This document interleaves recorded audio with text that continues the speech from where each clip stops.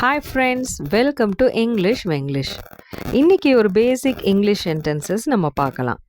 எப்போ நீ வருவ, என்ன பண்ண போகிற, என்னமோ செய்வோம் இஷ்டம், கொஞ்சம் அமைதியாக இரு.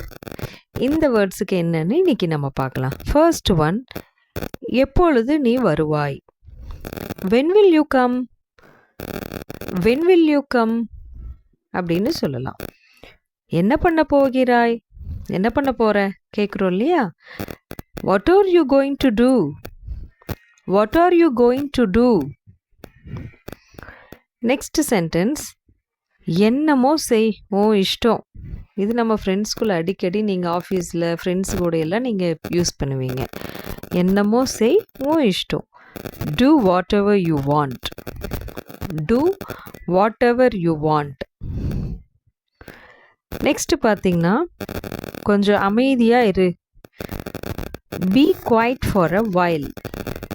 கொஞ்சம் அமைதியாக இரு அப்படிங்கிறதுக்கு be quiet for a while.